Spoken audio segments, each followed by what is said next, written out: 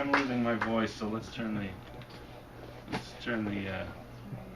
audience conversation over to my yes. So obviously you've peppered the narrative with a lot of fandom references, or at least a few fandom references. More to come. I take it you've enjoyed more than your fair share of them. What were your major influences when trolling through things? Well, as I said, I'm a big Star Trek fan, despite the shirt. I was into comics, Batman, and then, as is described in detail in this book, when I went into a depression in the mid-2000s, I literally lost the ability to read. So I went back to boxes in my storage room of comic books and graphic novels and started to reacquaint myself with them.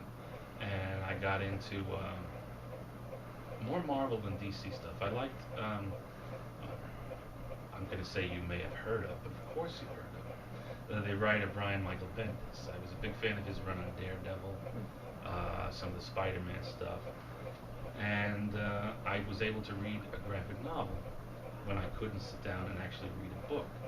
In fact, having read this in preparation for tonight, reviewed it, it would actually make a good graphic novel. So if anybody can draw, let me know. It'd probably make more money as a graphic novel too.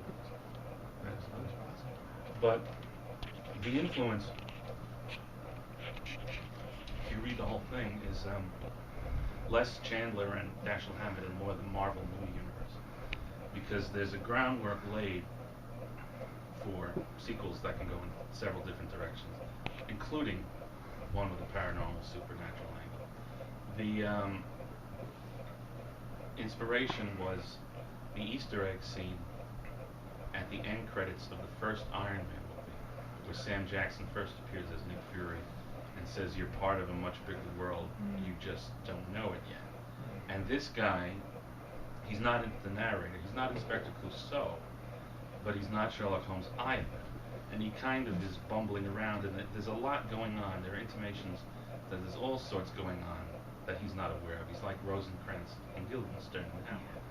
He only knows a piece of what's going on. And that opens, and Easter eggs of my own are laid for future sequels. So it is not a superhero origin story, but it is a hero origin story, and opens up. We'll see. And he's good at bluffing his way past thugs. Yeah, I actually learned that. I have had, really, in fairness to my experience in this neighborhood, most people are just people going about their lives, minding their own business. The only times I've had trouble were with young kids, young punk kids, and other assorted characters. But most people are just living their lives, struggling to survive, as are we all. But when I first moved into the neighborhood, I had a couple of close calls, and I was frightened. And I realized that if somebody's going to shoot me, I can either be cowering or walking with my head held up. So now I kind of just talk back if somebody says something, which does not happen very often. But one kid threatened to kill me. I put it in the book, of course. I said, you're so much younger than me. You could no doubt kill me if you wanted to, but you don't know who I am or what I represent. You don't know what can of worms would be opened if you killed me. So if you want to risk the wrath of God incarnate, go for it. And he just called me a motherfucker and went on. Of course, I had a full-blown panic attack when I got home. So that's you saved his life too. What? You saved his life too. Because if he had killed you, you'd ended your life. If he killed me, I was intimating that I was, either a cop or I was confused for a mafiosa So who cares many what times, you which say? I Doesn't matter. didn't like. A woman said to me,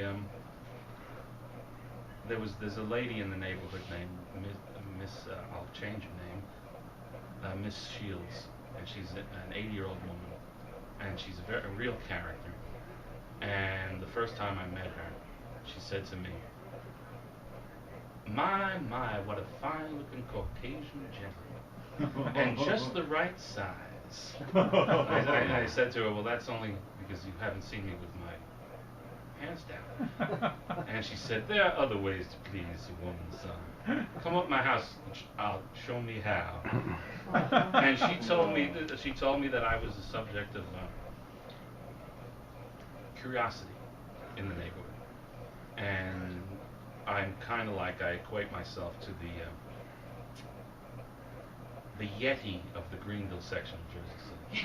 Because I'm sighted, coming and going, but it just in glimpses.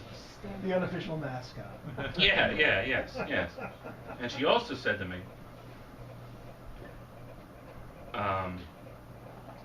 she asked me if I was Italian. She had an Italian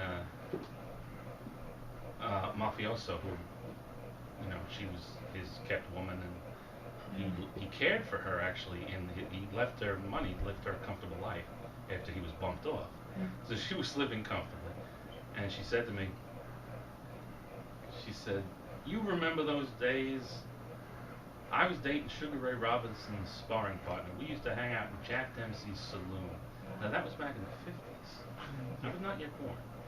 So she thought I was her age, which I didn't really like.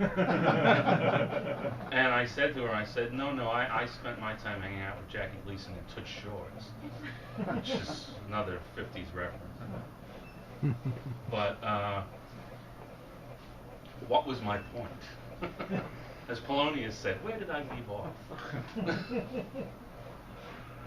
It's 2 Hamlet references in 1 monologue. Sorry. Amazing. All that in Batman too. Yes. Well, it's not intentional. It's just the way my brain works.